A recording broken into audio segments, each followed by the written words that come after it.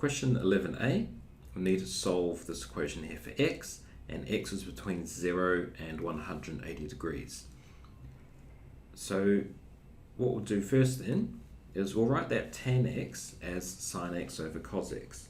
So we'll get sine x times cos x is going to be equal to 1 over 2 sine x over cos x.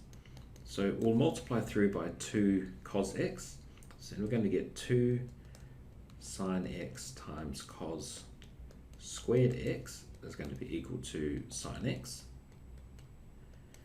And we can't divide through by sine x because sine x could be equal to 0, and in fact it is equal to 0 on this interval here. Sine of 0 is 0 and sine of 180 is 0.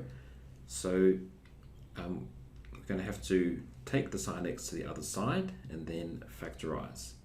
Okay, so what we're going to get then is 2 sine x times cos squared x minus sine x is equal to 0. So we can factor out a sine x, so then we're going to get sine x times 2 cos squared x minus 1 is equal to 0. So either we have sine x equal to 0 or 2 cos squared x minus 1 is equal to 0. So if sine x is equal to 0, then x is equal to, well, it's just saying sine of what angle is going to give us 0. So if we have x is equal to 0, or sine of 0 is 0, so x is equal to 0 degrees, or we can also have x is equal to 180 degrees. Sine of 180 is also 0, so x is equal to 0 degrees or 180 degrees. So now we will work out the 2 cos squared x minus 1 equal to 0 and get our other solutions. So we have 2 cos squared x minus 1 equals 0, and add 1 to both sides and divide by 2. We get cos squared x is equal to 1 over 2, and therefore cos of x is equal to plus or minus the square root of 1 over 2, which is 1 over square root of 2. So don't forget the minus sign there. And if we have cos x equals positive 1 over square root of 2, well then x is going to equal 45 degrees. And if we have cos x equals negative 1 over square root of 2, well then x is equal to 135 degrees. Okay, so those ones are worth knowing, like cos x equals 1 over root 2, etc. Okay, so there's our solutions there. We've got x is equal to 0, x is equal to 180, x is equal to 45, and x is equal to 135 degrees. So that is 11a. 11b part 1, we need to show that secant theta minus sine theta over cot theta is equal to cos theta. So for this part, we'll start by writing out secant theta as 1 over cos theta, and then minus sine theta, and I'll just write out that cot theta in full, just to make it clear what's going on. It's going to be cos theta over sine theta. So if I multiply that second term, the numerator and denominator, by sine theta, then that will get rid of the sine theta here. That will cancel that out.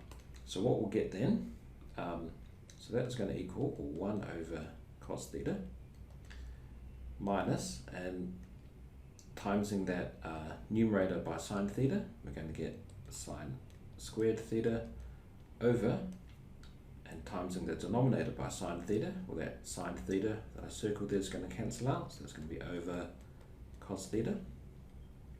And I'll just write that out, so it's over a common denominator. So we're going to get 1 minus sine squared theta over cos theta. And I'll just write down at the bottom right here this trig identity, which is cos squared theta plus sine squared theta is equal to 1. So if we rearrange that, we'd have cos squared theta is equal to 1 minus sine squared theta. So our numerator then is going to be cos squared theta over cos theta, and that's going to equal then cos theta. And that's what we wanted to show. So that's 11b part 1. So for part 2, we need to solve this here. The secant 3 theta minus sine 3 theta over cot 3 theta is equal to 1 over 2. So we can use the information we've got from part 1. So we know that this expression here is just equal to cos theta. So in our part 2 then, well, wherever we saw theta in part 1, we'll just replace it with 3 theta. So that means that left hand side here, that is just going to equal cos 3 theta. So our equation then, so for part 2, we're going to have cos of 3 theta is equal to half. So that means 3 theta then is equal to, well, cos of what angle gives a half? Well, that's pi over 3. So that's going to be one solution. But obviously if we add 2 pi to that, that's also going to work. And we also need to think, well, cos is positive in the first and fourth quadrants. So I'll just draw, say, a line in there. If we had pi over 3 there, then if we came down here and had negative pi over 3, then cos of negative pi over 3 is also equal to a half. So we can have 3 theta is equal to plus or minus pi over 3. And we can also think, well, if we come right round here, well, 2 pi will take us back to the start, and then we've got to take off pi over 3. So that would be 5 pi over 3. So we can go around 5 pi over 3. And we can also go backwards as well, coming this way, clockwise round. Okay, and then where it ends up there. So again, 6 pi over 3, which is 2 pi, would be the full circle coming right back round to where we started, and take off that pi over 3, and we're left with 5 pi over 3. So we can also have plus or minus 5 pi over 3. And there are only solutions that are going to work, because we need theta greater than or equal to negative 2 pi over 3, but less than or equal to 2 pi over 3. So the other solutions that could work would be if we added 2 pi to any of these here, these like pi over 3 or 5 pi over 3, or subtract 2 pi, etc.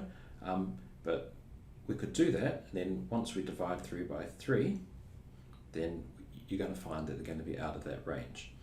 So that means we're going to get then theta is going to be equal to, or just divide it through by 3, so we're going to get plus or minus pi over 9 and plus or minus 5 pi over 9.